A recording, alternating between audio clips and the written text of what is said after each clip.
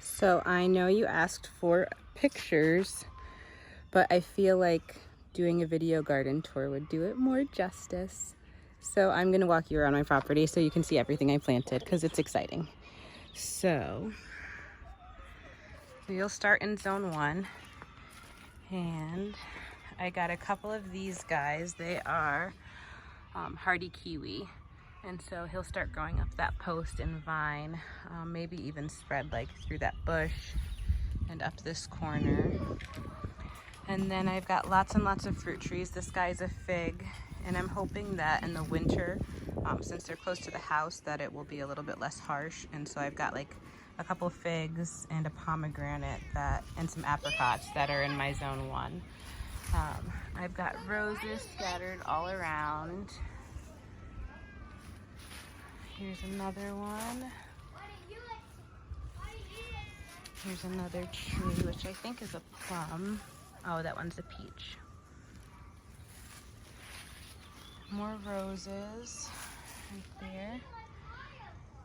And I did do rose food for my roses, which some people would disagree with because like permaculture, you want to use mostly compost and manure and things like that. But the places where I planted my roses, we won't have a harvest of actual food for a few years. And so I figured I would just give them a nice start with some extra food, even though it's not organic or anything like that. There's another rose. That one is a plum tree. Down here is a gooseberry. Just right there, that guy. And then there's another rose down here. And then from there, we can walk through the rest of zone 1, I think would be the best thing. And then I can show you my orchard too. So our goal for our zone 1 right now is to get in our bush layer, which is gonna be our roses, and our tree layer. There's another rose right here. And that rose is planted at the top of where we buried our cat that we lost this week. So, but anyways, we're wanting to get our tree layer in and our bush layer in this year.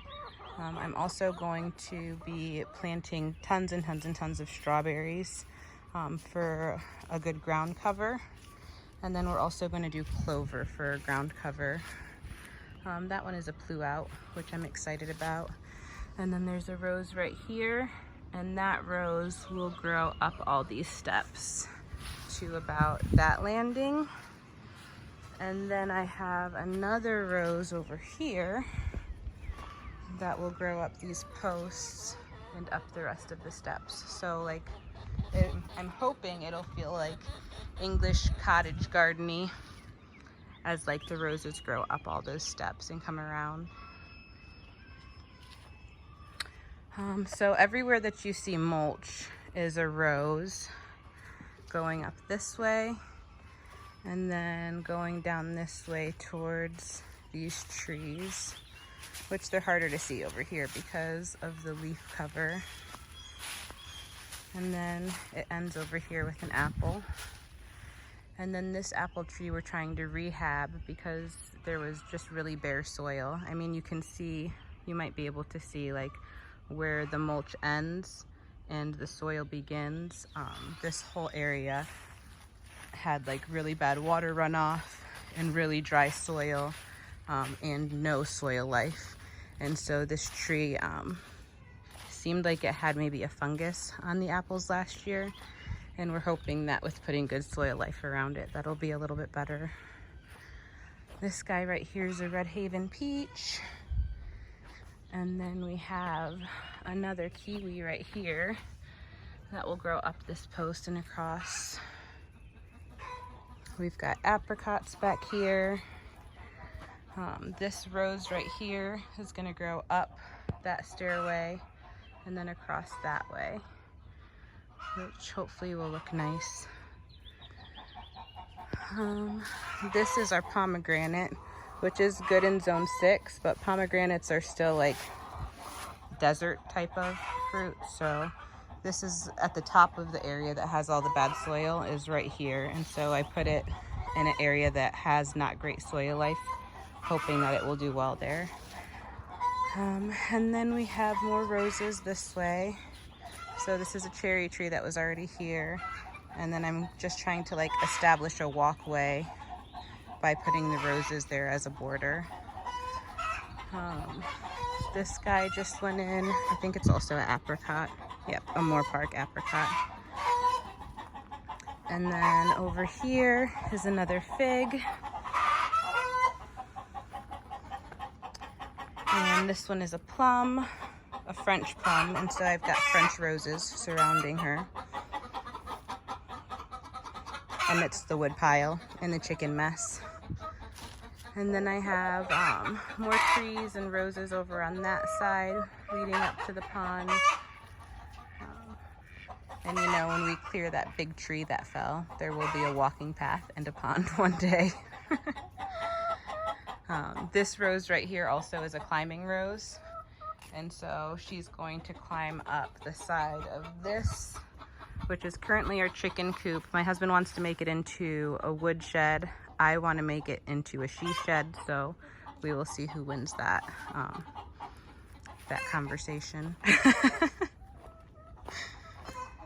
So we will walk down this way, and then I will take you to my orchard area, which is like technically our zone 3, I think, but we'll probably treat it more like a zone 2.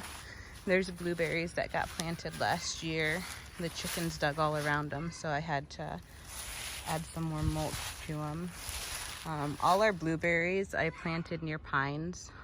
There's not a lot of pines on this property, and all the pines that are here, you can tell like someone planted them as hedgerows or as decorations. But in nature, we realized that blueberries grow near pines. There's another climbing rose that'll go along the edge of that fence. So we realized in nature that blueberries grow near pines and often near a water source, so like pines on the edge of a lake. And we don't have any great water sources here, but we do have some areas with pines, and so I'm hoping our blueberries will do well around the pines.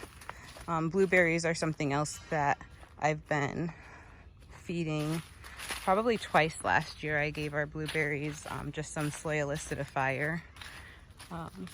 And I feel the same way about it as I do with the roses. Like, if I give them some feed now, by the time we're actually harvesting from the area, any chemicals or anything like that will already be out of the soil and out of the plant, because we're still years from harvesting things like blueberries. So this area was where our pigs were. You can see that was their pen right there. But now when you walk in, it's our orchard. The pigs did what pigs do, and they dug up and mucked up the soil. And so the soil is almost bare. We are covering it with wood chips, and we're establishing our orchard by doing our trees. The plums already have buds on them. I don't know if you can see them, but they make me happy. We've got apples, plums, peaches, pluouts. What else did we get? The apricots were up towards the top. Figs, gooseberries, pears. I don't know if I said peaches yet, but peaches. So in 5 years, we will have more than enough to share with everyone. There's a pear tree, a Magnus pear tree, which is one of my favorites. So this orchard, the path will go, I don't know if you can see it, but it kind of like loops around like that. And then lining those trees over there is another blueberry patch. So we'll walk through here. And again, it's just fruit trees for now, to establish that tree layer. There'll be lots and lots of strawberries. I try and only walk on the path that is going to be a walking path so that I don't tamp down the soil. This guy is one of our gooseberries, who will be a bush layer, a pretty tall bush layer. And then if we look out over here, we've dubbed this our consumer's garden because Consumers Energy came and cleared it out for the power line that runs through it. So our goal through here is to have mostly annuals, and then some annuals that will come back, like kale. Sometimes spinach will come back if you can get a hardy version, rhubarb. And we want to, instead of doing row gardens, we want to do circle guilds. So there will be, past this metal thing, the garden goes, it continues down for a ways. And just past the metal thing, we'll have a walking path that runs straight down the middle. And then small paths off the right and left that run into our circle gardens. And they're called keyhole beds, and it's just supposed to give you a little bit more growing space, especially if you're doing guilds. Less walking path, more growing space. What you doing? You want to say hi to Miss Jessica? I'm making her a video. Hi. Hi. All right, that's all. I hope you guys are having an awesome day at CC. We love ya. Say bye. Bye.